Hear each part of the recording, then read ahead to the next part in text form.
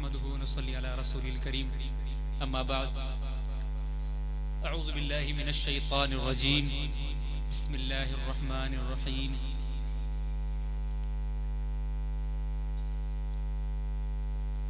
सबसे पहले आप खूब समझ लें कि मैं यहाँ पर कुछ चंद बातें नसीहत के तौर पर करूँगा, बयान नहीं करूँगा। अगर मेरी उन बातों पर अमल कर लेंगे तो मेरा मानना यह है कि उतनी दूर से यहाँ पर आना हमारा कबूल है।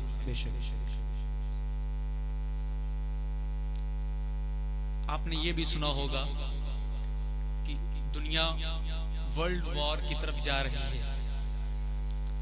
हर बंदे के हाथ में स्मार्टफोन है।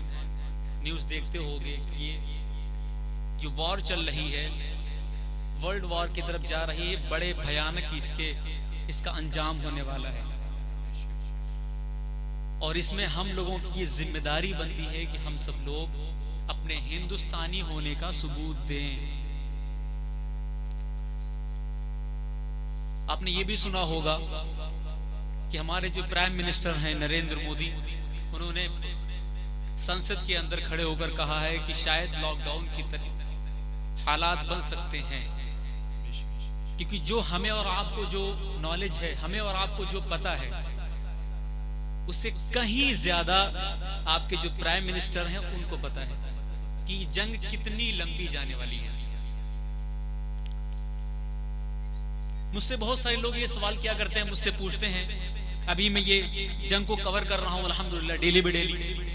बहुत लोग मुझसे सवाल करते हैं कि इस जंग के अंदर कौन जीतेगा, कौन हारेगा, कौन जीतेगा, कौन हारेगा। ईरान जीतेगा, इजराइल जीतेगा, अमेरिका जीतेगा, कौन जीतेगा। उससे पहले मैं आपको एक और चीज मैं बता दूं कि जंग जो हो रही है इसमें बहुत सारी वजहें हो सकती हैं, लेकिन मेरा जहां तक मानना यह है वो ये है कि आइटमी ताकत, दुनिया के अंदर जो भी देश आइटमी ताकत से लेस होगा कभी सुपर पावर उसके ऊपर हमला नहीं कर सकता। जो भी देश होगा, कोई भी हो।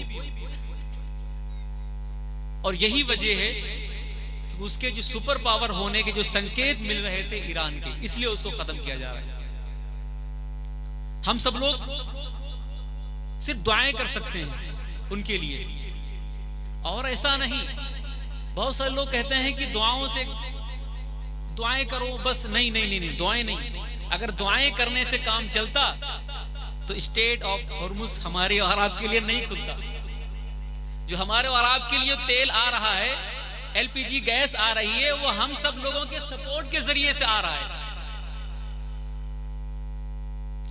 ईरान के जो विदेश मंत्री हैं उन्होंने क्या कहा, उन्होंने ये मैं इसलिए बातें कर रहा हूं ताकि हमें ग्लोबल जो चीजें हैं वो हमें और आपको पता चले। ये चीजें मैं इसलिए कर रहा हूं। हालांकि जो जलसा है इस्लाम मुआशरे के ऊपर रखा गया है, लेकिन यहाँ पर ये बातें करना जरूरी है। मिस इन्फॉर्मेशन हमारा और आपके बीच में बहुत ज्यादा है। जो ग्लोबल वॉर हो रहा है इसमें जो तेल आज जो सप्लाई शुरू हुई है, ईरान,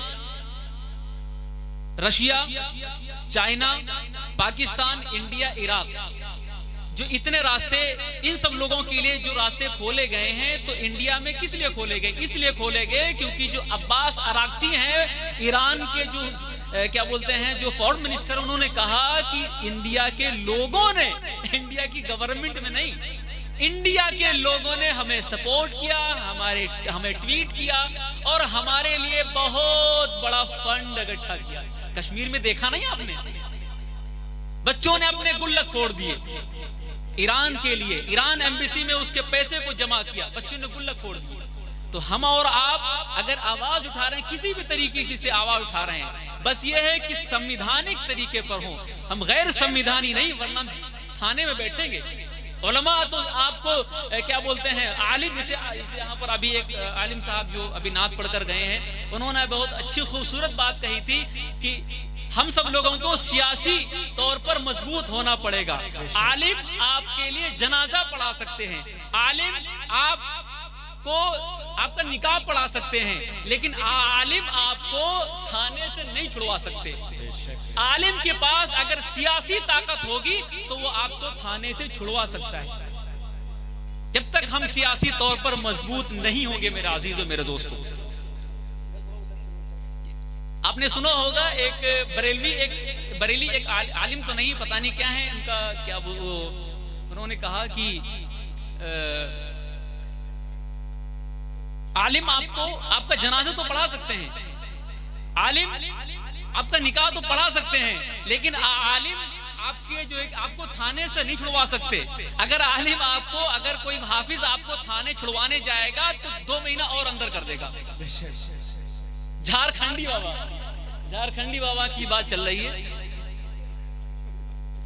आलिम आपको थाने से नहीं छुड़वा सकता। हाँ, आलिम अगर सियासी एतबार से मजबूत है, आलिम के पास अगर पावर है, अगर वो किसी अच्छी पार्टी से जुड़ा हुआ है, हमारे हाफिज जो कि मौलाना जैद साहब आ गए, उनको अच्छी तरीके से पता होगा।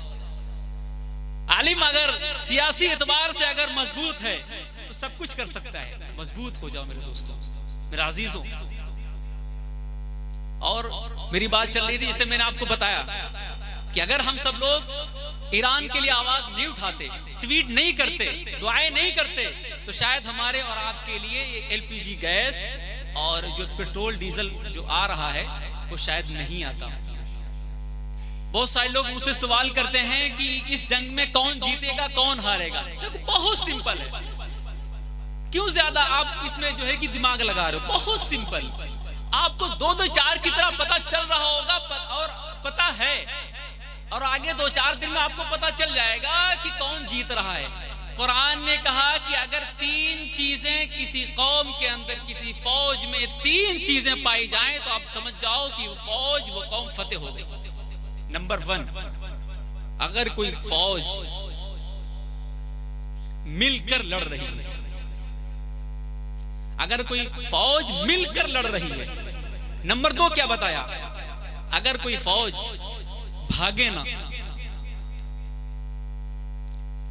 उसकी जो जनता है, उसकी जो फौज के जो सिपाही हैं वो डटकर मुकाबला करें। तीसरी सबसे मजबूत चीज की अगर कोई कौम मौत से ना डरे।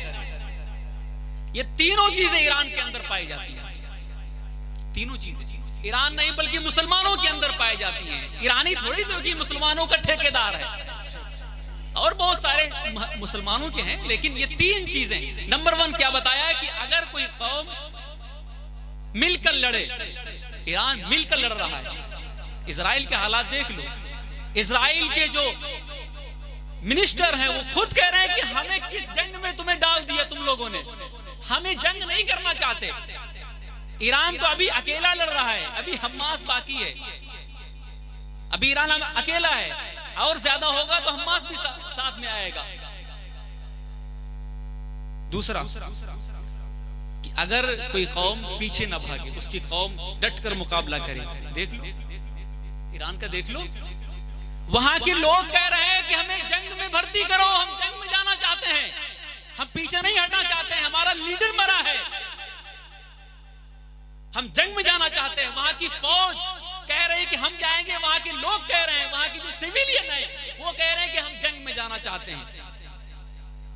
इजराइल में देख लो, लोग भाग रहे हैं, कह नहीं हम नहीं लड़ेंगे। और यहां तक मैं आपको बताऊं, खबर निकल के आ रही है अल जजीरा की कि वहां जो सिविलियन है जो इजराइल की, वो देश छोड़कर भाग रहे हैं। बस फर्क इतना है कि हमारी चीजें दिखाई जाती, उनकी चीजें दिखाई नहीं जाती। रीजन कि सब उनके कंट्रोल में है, हमारी चीजें दिखाई जाती, उनकी चीजें दिखाई नहीं जाती। सबसे आखिर में कुरान ने क्या बताया है कि अगर कोई कौम मौत से ना डरे, सर पर कफन बांधकर डटकर दुश्मन से मुकाबला करे। हम क्यों डरेंगे? हम तो मौत को शहीद का दर्जा देते हैं, हम तो मौत को शहादत कहते हैं।